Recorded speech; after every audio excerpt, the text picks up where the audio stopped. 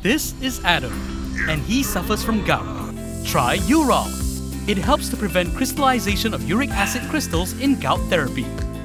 Urol, effective urinary alkalinizer for gout.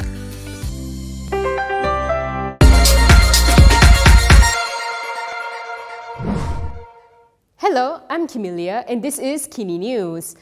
Syed Saddiq joined opposition MPs today in criticizing the rejection of a motion to debate Zahid's DNAA in Parliament. Muar MP Syed Saddiq Abdul Rahman hit out at the government in Parliament today on his first day in the opposition bloc of the Dewan Rakyat following his decision to withdraw support from the unity government. This was over the rejection to debate the emergency motion on Deputy Prime Minister Ahmad Zahid Hamidi's discharge, not amounting to an acquittal on 47 graft charges involving Yayasan Akalbudi funds. During proceedings today, Syed Saddiq joined in Perikatan Nasional MPs who were voicing their dissatisfaction at having the motion rejected. A motion to debate the matter had been rejected by Speaker Johari Abdul yesterday. 36-6 mengatakan seseorang ahli tidak boleh mengeluarkan sangkaan jahat ke atas siapa-siapa ahli lain. Kita tidak menujukan kritikan ke atas seorang ahli, tetapi ke atas kerajaan secara keseluruhan. Kerana realitinya, ini adalah pembohongan terbesar peringkat nasional. Sebelum kata nak lawan rasuah, takkan gugurkan kes, akan penjarakan kleptokrat. Hari ini membebaskan mereka. Tangan kiri lawan. Deputy Dewan Rakyat Speaker Ramli Muhammad Noor then told Syed Saddiq that 99% of the issues being raised by the opposition MPs were on the same issue.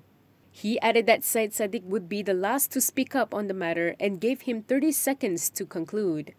During this time, Syed Saddiq hit out at the government for being hypocrites. Pada tahun 2015, Speaker, 70 ahli parlimen di dalam Dewan ini sendiri di blok pembangkang yang ingin bicarakan soal keputusan hakim di mahkamah. Sebelum itu, keputusan 1MDB, serangan ke atas peguam negara, semua boleh mereka bangkitkan. Kini bila berada di kedudukan kerajaan, hipokrit. Terima kasih, Tuan Yang di-Pertua. The Attorney General and former Attorney General will be summoned to Parliament to explain the decision behind several court cases, including Zahid's. The Parliamentary Special Select Committee on Human Rights, Election and Institutional Reform will call two Attorneys General to explain the decision to withdraw all 47 charges against Deputy Prime Minister Ahmad Zahid Hamidi in the Yayasan Akalbudi corruption case. This is according to PSSC chairperson William Leong. He told the Dewan Rakyat today that the committee will call both Attorney Generals to give an explanation. Saya sebagai pengerusi jawatan kuasa telah keluarkan kenyataan bahawa jawatan kuasa kita akan mengadakan prosiding. Kita akan panggil kedua-dua peguam negara untuk prosiding untuk memberikan penjelasan. Kenyataan media telah dikeluarkan dan ini menjadi perkara orang awam boleh tahu dan kita akan bentangkan laporan selepas siasatan dibuat. Terima kasih. Leong did not specify which two Attorneys General will be summoned, but the decision in Zahid's case was delivered a day before former AG Idris Harun officially retired. The current AG is Ahmad Teriruddin Muhammad Saleh, who took over the position on September 6. Earlier in his statement, Leong said that the proceeding will be on separating the powers of the Attorney General and the Solicitor General. Among the cases that will be discussed in this investigation include the appeal dismissal against former Prime Minister Najib Abdul Razak and former 1MDB CEO Arul Kandasamy over alleged tampering with the 1MDB audit report. The acquittal of former Prime Minister Muhydin over 4 abuse of power charges linked to the Jana Wibawa program, as well as the DNAA granted to Zahid. Those who will be summoned include Minister in the Prime Minister's Department for Law and Institutional Reform Azalina Othman Syed, Teriruddin as the Attorney General, Idris as the former Attorney General, and the team of lawyers representing Zahid in his case. Najib and Arul Kandas' acquittal in the 1MDB audit report case stands. This came after the court ruled that the prosecution had failed to file their petition of appeals within the time required by law. Former Premier Najib Abdul Razak and former 1MDB CEO Arul Kanda Kandasamy remain acquitted of charges of abuse of power involving alleged tampering with the 1MDB audit report. This follows a Court of Appeal decision this morning to strike out the prosecution's 2 notices of appeal. Court of Appeal Judge Hadaria Said Ismail, who led the 3-member bench, said the prosecution had failed to file its notice of appeal within the stipulated time and had also not filed any application to extend the deadline to file the petition of appeal. Earlier, Deputy Public Prosecutor Yusaini Amir Abdul Karim had requested for the court to grant more time to file the petitions of appeal. Yusaini argued that since the charges were on matters of public interest, prosecutors would require more time to review the grounds of acquittals before filing their appeal of petitions. Najib's counsel Shafi Abdullah had raised objections to the request. Shafi said that the prosecution has no reason to file it late and that this shows that they lack the intent to proceed. He stressed that they were given enough time since the initial July 6th deadline. In her ruling, Judge Hadaria said prior instructions were given during 3 previous case management sessions, the last on August 30th, that there should be no excuse for not filing the petitions on time. Hadaria added that the prosecution cannot create their own timeline.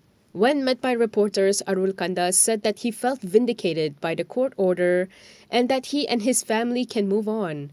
He noted that during the proceedings in the High Court, the defense was not called and claimed that there was no prima facie case. Najib was charged with using his position as then Prime Minister to order amendments to 1MDB's final audit report before it was presented to the Public Accounts Committee in 2016 to prevent any action against him. Meanwhile, Arul Kanda was charged with abetting Najib in making the amendments. We are often faced with nutrient deficiency needed for our body. This is why I choose G-Sure. G-Sure is the first plant-based and complete nutrition drink that helps to improve the immune system and strengthen our bodies. It has to be Good Morning G-Sure. Police are wrapping up their investigation against Muhydin over his alleged fatwa during the recent Pulai and Simpang Jeram by-elections in Johor. Jangan bagi satu undi. Saya bagi hukum haram.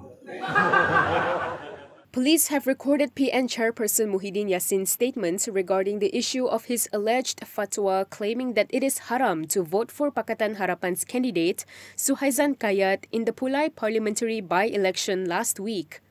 Police recorded his statements at the Malaysian Investment Development Authority building here this morning. Inspector General of Police Razaruddin Hussein told Malaysia Kini that they are wrapping up their investigation against Muhydin. He said the investigation paper is to be completed either by tomorrow or Thursday and will be submitted to the Attorney General's chambers. Last week, police said they have opened 2 investigations against Muhydin over his remarks during the by-elections, where he allegedly touched on race, religion, royalty issues. This includes the incident where he allegedly told voters that it is haram for them to vote for Suhaizan. The case is being investigated by a police special task force on 3R under Section 505(b) of the Penal Code and Section 233 of the Communications and Multimedia Act. When asked whether police will propose for Muhydin to be charged in court for the alleged offence, Razaruddin said they are still looking into all the evidence and statements.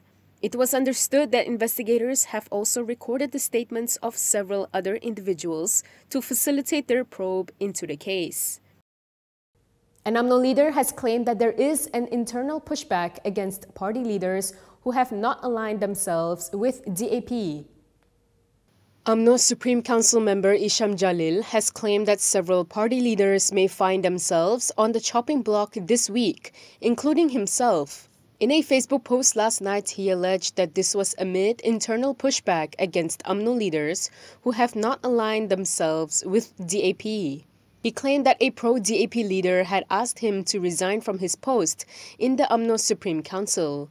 However, Isham said he will not resign as he was elected by the grassroots. He added that he heard several more UMNO members will be sacked in the Supreme Council meeting this week, and his name may also be on the list. The UMNO leader added that he would leave such decisions to the party leadership, but stressed that his struggle for race, religion and country was sincere. In his statement, Isham also denied allegations that he urged UMNO members not to vote for DAP. He said while he agreed with UMNO forming a government with DAP in line with the Yang di-Pertuan Agong's decree, he did not agree with UMNO going into elections together with DAP. Isham was responding to fellow Supreme Council member Lokman Nur Adam, who had called on the former to resign from the council earlier this week. Lokman said this is because Isham was not aligned with the party's decision to cooperate with DAP as a member of Pakatan Harapan, and that the latter's statements were often detrimental to UMNO. A rights group has hit out against what they claimed were police intimidation against a planned rally by Perikatan Nasional. Lawyers for Liberty has called on the government and Deputy Inspector General of Police Ayub Khan Muhydin Piche to stop intimidation on the planned Malaysia Day rally against Deputy Prime Minister Ahmad Zahid Hamidi's DNAA. This is in response to Ayub Khan's statement that the police will take action against organizers of the planned Malaysia Day protest led by Perikatan Nasional if they fail to comply with the law. In a statement today, LFL Director Zahid Malik said this is plain and calculated harassment and intimidation, as there has been no indication whatsoever that the rally will not be peaceful. He added that similar utterances have been made by Pakatan Harapan politicians before this. LFL claimed that the law in question, which is the Peaceful Assembly Act 2012, is an unconstitutional legislation that directly violates the right to peaceful assembly under Article 10(1)(b) of the Federal Constitution and renders it illusory. He said that ministers and MPs from Harapan are well aware of the repressive nature of PAA, as they were similarly harassed and persecuted for purported violations of the PAA when they organized rallies whilst they were in opposition. Zahid said it is for this reason that Harapan previously called for the abolition of the PAA. However, he said now the persecuted appear to have turned persecutors, turning the same law they once criticized against the current opposition. LFL said that if the current government is still dedicated to reform, it must allow the Malaysia Day rally on Zahid's DNAA, led by PN, to proceed without police interdiction or harassment, and to take immediate steps for the repeal of the PAA. Previously, Ayub Khan said that any party planning to hold a rally in Kuala Lumpur must obey the laws, and the police will take action if the organizers have not obtained prior permission. So what exactly did the DIGP say about the rally? Let's find out in the next story. Deputy Inspector General of Police Ayub Khan Muhydin Piche said any party planning to hold a rally in Kuala Lumpur on September 16th must obey the laws. This includes submitting an application for a permit beforehand. Ayub Khan said according to Section 9(1) of the Peaceful Assembly Act 2012, parties wanting to hold rallies need to apply for permits 5 days before such a gathering is held. He added that applicants also need to seek the approval of owners of premises. In a press conference yesterday, he said he was made to understand that a gathering will be held at the Sogo shopping complex area, so they will need to get permission from DBKL and also Sogo. He said an application must be submitted 5 days before the date of the rally, and yesterday was the last day to submit it. Ayub said that there must be no objections from the community in the area, so perhaps stall owners or Sogo will need to lodge their objections within 48 hours. When asked about parties who have not applied but plan to go ahead with the rally, Ayub said that the police will take action according to existing laws.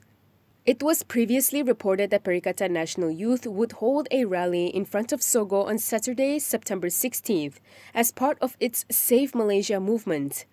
PN Youth Chief Ahmad Fadli Sharis said the rally is to protest against the court's ruling that Deputy Prime Minister Ahmad Zahid Hamidi be granted a discharge not amounting to an acquittal on 47 graft charges involving Yayasan Akalbudi funds.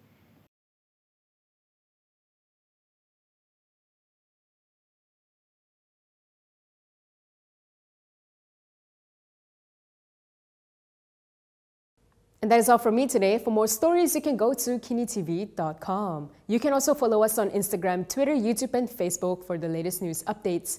If you'd like to support independent media, do consider subscribing to MalaysiaKini.com. I'm Kimilia. Thanks for watching.